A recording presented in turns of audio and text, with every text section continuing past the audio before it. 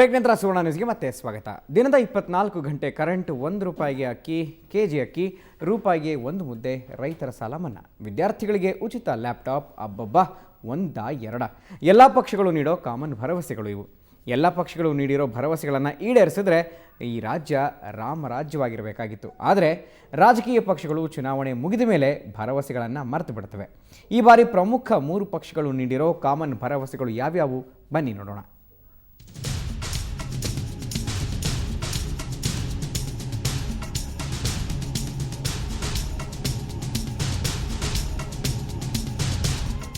ಚುನಾವಣೆ ವೇಳೆ ಎಲ್ಲ ರಾಜಕೀಯ ಪಕ್ಷಗಳು ಪ್ರಣಾಳಿಕೆ ಬಿಡುಗಡೆ ಮಾಡೋದು ಕಾಮನ್. ಅದರಲ್ಲಿ ಬಹುಪಾಲು ಕಾರ್ಯಕ್ರಮಗಳು ಜನರನ್ನ ಮೆಚ್ಚಿಸೋಕೆ ಅಂತಾನೆ ಇರುತ್ತವೆ. ಪಕ್ಷಗಳು ನೀಡುವ ಭರವಸೆಗಳು ಹೇಳಿದಷ್ಟು ಸುಲಭವಾಗಿ ಅನುಷ್ಠಾನ ಮಾಡೋಕ್ಕಾಗುವಂಥದ್ದಲ್ಲ. ಆದರೂ ಎಲ್ಲಾ ರಾಜಕೀಯ ಪಕ್ಷಗಳು ಜನಪ್ರಿಯ ಘೋಷಣೆ ಮಾಡೋದನ್ನ ಮಾತ್ರ ಬಿಡೋದಿಲ್ಲ. ಈ ಬಾರಿಯಂತೂ ಕಾಂಗ್ರೆಸ್, ಬಿಜೆಪಿ ಮತ್ತು ಜೆಡಿಎಸ್ ಪಕ್ಷಗಳ ಪ್ರಣಾಳಿಕೆ ನೋಡಿದ್ರೆ ಎಲ್ಲ ಒಂದೇ ಅನಿಸುತ್ತೆ. 3 ಪಕ್ಷಗಳು ಕಾಮನ್ ಆಗಿ ಮಾಡಿರುವ ಘೋಷಣೆಗಳ ಪಟ್ಟಿ ಇಲ್ಲಿದೆ ನೋಡಿ.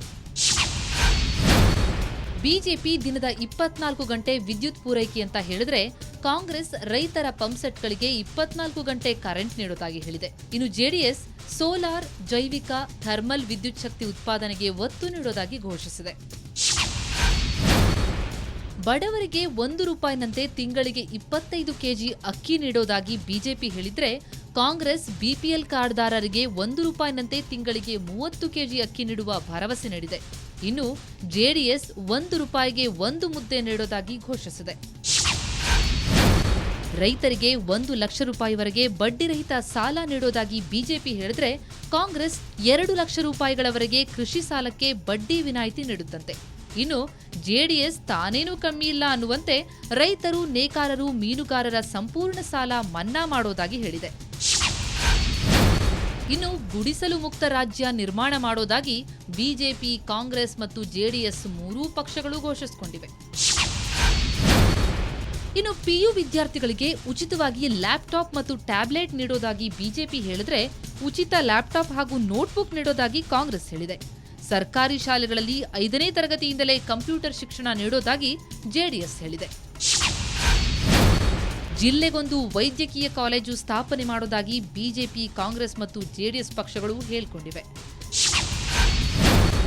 ಪಕ್ಷಗಳ ಪ್ರಣಾಳಿಕೆಯಲ್ಲಿ ಮಹಿಳೆಯರಿಗೂ ಪ್ರಾಮುಖ್ಯತೆ ನೀಡಲಾಗಿದೆ. ಮಹಿಳಾ ಹಕ್ಕು ಆಯೋಗ ರಚನೆ ಮಾಡೋದಾಗಿ ಬಿಜೆಪಿ ಹೇಳಿಕೊಂಡಿದ್ರೆ, ಪ್ರತಿ ತಾಲೂಕಿನಲ್ಲೂ ಸ್ತ್ರೀ ಶಕ್ತಿ ಭವನ ನಿರ್ಮಿಸೋದಾಗಿ ಕಾಂಗ್ರೆಸ್ ಭರವಸೆ ನೀಡಿದೆ. ಇನ್ನು ಪ್ರತಿ ತಾಲೂಕಿನಲ್ಲೂ ಮಹಿಳಾ ವಸತಿ ನಿಲಯ ಮತ್ತು ಮಹಿಳಾ ಪೊಲೀಸ್ ಠಾಣೆ ನಿರ್ಮಿಸೋದಾಗಿ ಜೆಡಿಎಸ್ ಹೇಳಿಕೊಂಡಿದೆ. ಚುನಾವಣೆಗೆ ಮೊದಲು ಎಲ್ಲಾ ರಾಜಕೀಯ ಪಕ್ಷಗಳು ಮನ ಬಂದಂತೆ ಪ್ರಣಾಳಿಕೆ ಘೋಷಣೆ ಮಾಡಿಬಿಡ್ತವೆ. ಆದರೆ ಒಂದು ಬಾರಿ ಅಧಿಕಾರ ಕೈಗೆ ಸಿಕ್ಬಿಟ್ರೆ ಸಾಕು, ಹೇಳಿದ್ದೆಲ್ಲ ಮರೆತು ಹೋಗಿರುತ್ತೆ. ಬೆಂಗಳೂರಿನಿಂದ ಧರಣೇಶ್ ಬುಕನಕೆರೆ, ಸುವರ್ಣ ನ್ಯೂಸ್. ಕೆಜೆಪಿ ನಾಯಕ ಹಾಗೂ ಉದ್ಯಮಿ ವಿಜಯ್ ಸಂಕೇಶ್ವರ್ ಪೇಪರ್ ಬಾಂಬ್ ಸಿಡಿಸಿದ್ದಾರೆ. ಈಶ್ವರಪ್ಪಗೆ ₹5 ಕೋಟಿ ನೀಡುವಂತೆ ಆರ್ ಅಶೋಕ್ಗೆ ಡಿವಿಎಸ್ ಪತ್ರ ಬರೆದಿದ್ದರು ಅನ್ನೋದು ಅವರ ಆರೋಪ. ಆ ಹಣ ಯಾಕೆ ಕೊಡಬೇಕು? ಆ ಚೀಟಿ ಸಂಕೇಶ್ವರ್ಗೆ ಹೇಗೆ ಸಿಕ್ತು? ಬನ್ನಿ ನೋಡೋಣ.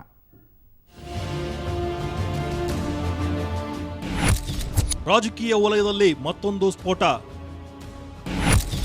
ಸದಾನಂದಗೌಡ ಮೇಲೆ Vijay Sankeshwar paper bomb. Election ಟೈಮ್ನಲ್ಲಿ ಮತ್ತೊಂದು ಪೊಲಿಟಿಕಲ್ ಬ್ಲಾಸ್ಟ್ ಆಗಿದೆ. ಈ ಬಾರಿ ಕೆಜೆಪಿ ಮುಖಂಡ ವಿಜಯ್ ಸಂಕೇಶ್ವರ್ ಮಾಜಿ ಸಿಎಂ ಸದಾನಂದಗೌಡ ಮೇಲೆ ಪೇಪರ್ ಬಾಂಬ್ ಹಾಕಿದ್ದಾರೆ. ಈಶ್ವರಪ್ಪಗೆ 5 ಕೋಟಿ ಕೊಡಲು ಸದಾನಂದಗೌಡ ಹೇಳಿದ್ರಂತೆ. ಸಚಿವ ಆರ್ ಅಶೋಕ್ಗೆ ಸದಾನಂದಗೌಡ ಚೀಟಿ ಕಳಿಸಿದ್ರಂತೆ. ಇಂಥದ್ದೊಂದು ಚೀಟಿಯನ್ನ ಉದ್ಯಮಿಯಾಗಿರೋ ಕೆಜೆಪಿ ಮುಖಂಡ ವಿಜಯ್ ಸಂಕೇಶ್ವರ್ ರಿಲೀಸ್ ಮಾಡಿದ್ದಾರೆ. ಏನಿದೆ ಚೀಟಿಯಲ್ಲಿ? ಅಶೋಕ್ ಮಂತ್ರಿಗಳು ಈಗಾಗಲೇ ತಮ್ಮ ಬಳಿ ಚರ್ಚಿಸಿದಂತೆ ಇವರಿಗೆ ಅಧ್ಯಕ್ಷರು ಬಿಜೆಪಿ ಕರ್ನಾಟಕ 5 ಕೋಟಿ ಉಳಿಕೆ ಹಣ ನೀಡುವುದು.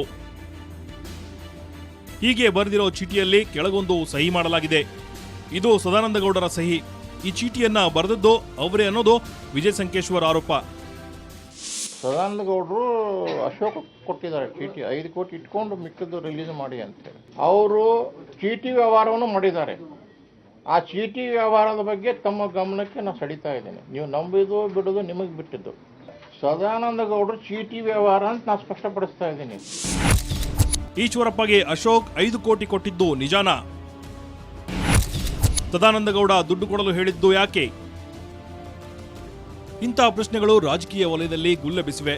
ಇದೊಂದೇ ಅಲ್ಲ, ದಾಖಲೆ ಸಿಗದ ಇಂಥ ಸಾಕಷ್ಟು ಗೋಲ್ಮಾಲ್ ನಡೆದಿವೆ ಅನ್ನೋದು ಸಂಕೇಶ್ವರ್ ಆರೋಪ. ಆದರೆ ವಿಜಯ್ ಸಂಕೇಶ್ವರ್ ಮಾಡಿರೋ ಆರೋಪಕ್ಕೆ ಸದಾನಂದಗೌಡ ಖಾರವಾದ ಪ್ರತಿಕ್ರಿಯೆ ನೀಡಿದ್ದಾರೆ. ನೋಡಿ, ಅದ್ವಾನಿಯನ್ನೇ ಬಿಟ್ಟಲಿಲ್ಲ, ಮತ್ತು ಡಿ ವಿ ಸದಾನಂದರನ್ನು ಬಿಡ್ತಾರ? ಈಗ 4 ದಿವಸದಿಂದ ಹತಾಶರಾಗಿ ಜಗದೀಶ್ ಶೆಟ್ಟರು, ಅದ್ವಾನಿ, ಸದಾನಂದಗೌಡರು ಇವರನ್ನೆಲ್ಲರನ್ನ ಒಂದು ಕಟಕಟೆಯಲ್ಲಿ ನಿಲ್ಲಿಸಬೇಕು ಅಂತ ಹೇಳಿ ಒಂದು ಪ್ರಯತ್ನ ಮಾಡ್ತಾ ಇದ್ದಾರೆ. ಇದರ ಬಗ್ಗೆ ನಾನು ಏನೂ ಹೆಚ್ಚು ಚರ್ಚೆ ಮಾಡೋದಿಲ್ಲ. ಅವರು ತನಿಖೆ ಮಾಡಿಸಬೇಕು ಅಂತ ಆಗ್ರಹ ಅಷ್ಟೇ ನಂದು. ತನಿಖೆ ನಡೆಸಿದ್ರೂ ಸದಾನಂದಗೌಡರ ವಿರುದ್ಧ ಯಾವುದೇ ಆರೋಪ ಸಾಬೀತಾಗದೆ ಹೋಗಬಹುದು. ಯಾಕಂದ್ರೆ ಇಂಥ ಚೀಟಿಗಳೆಲ್ಲ ಸಾಕ್ಷಿಯಾಗಿ ಪರಿಗಣಿಸದೇ ಇರಬಹುದು. ಆದರೆ ಬೆಂಕಿ ಇಲ್ಲದೆ ಹೊಗೆಯಾಡುತ್ತಾ ಇಂಥ ಅದೆಷ್ಟು ಗೋಲ್ಮಾಲ್ಗಳು ಸರ್ಕಾರದ ಮಟ್ಟದಲ್ಲಿ ನಡೆಯುತ್ತಿವೆಯೋ, ಜನಸಾಮಾನ್ಯರ ಟ್ಯಾಕ್ಸ್ ದುಡ್ಡು ಯಾರ ಗಂಟಾಗುತ್ತೋ ಅನ್ನೋ ಅನುಮಾನ ಕಾಡೋದೇ ಬಿಡುವುದಿಲ್ಲ. ಹುಬ್ಬಳ್ಳಿಯಿಂದ ಪ್ರಸನ್ನ ದೇಶಪಾಂಡೆ ಜೊತೆ ಮಂಗಳೂರಿನಿಂದ ಸುಕೇಶ್, ಸುವರ್ಣ ನ್ಯೂಸ್. ಬೆಂಗಳೂರಿನಾದ್ಯಂತ ಚುನಾವಣಾ ಪ್ರಚಾರ ಭರಾಟೆ ಜೋರಾಗಿದೆ. ಅಭ್ಯರ್ಥಿಗಳು ಮನೆ ಮನೆ ಪ್ರಚಾರದಲ್ಲಿ ಬ್ಯುಸಿಯಾಗಿದ್ದಾರೆ. ಯಾರು ಎಲ್ಲಿ ಪ್ರಚಾರ ನಡೆಸಿದ್ರು ಬನ್ನಿ ನೋಡೋಣ.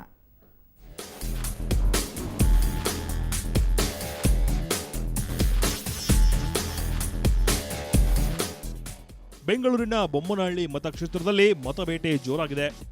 10 ಅಭ್ಯರ್ಥಿಗಳು ಗೆಲುವಿಗಾಗಿ ಸೆಣಸಾಡುತ್ತಿದ್ದಾರೆ. ಬಿಜೆಪಿಯಿಂದ ಕಣಕ್ಕಿಳಿದಿರುವ ಸತೀಶ್ ರೆಡ್ಡಿ ಮನೆ ಮನೆ ಪ್ರಚಾರ ಕೈಗೊಂಡಿದ್ದಾರೆ. ಪತ್ನಿ ಆಶಾ ರೆಡ್ಡಿ ಮಹಿಳಾ ಕಾರ್ಯಕರ್ತರೊಡನೆ ಬೀದಿಗಿಳಿದು ಪ್ರಚಾರದಲ್ಲಿ ತೊಡಗಿದ್ದಾರೆ.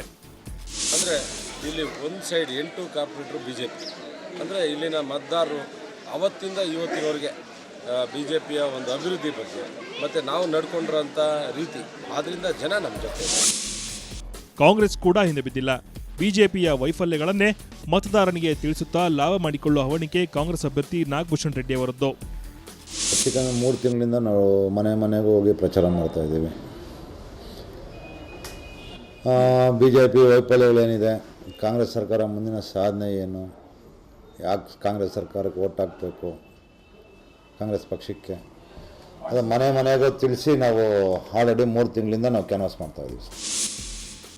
ಇನ್ನು ಗೋವಿಂದರಾಜನಗರ ವಿಧಾನಸಭಾ ಕ್ಷೇತ್ರದಲ್ಲಿ ಚುನಾವಣಾ ಪ್ರಚಾರ ಬಿರುಸುಗೊಂಡಿದೆ.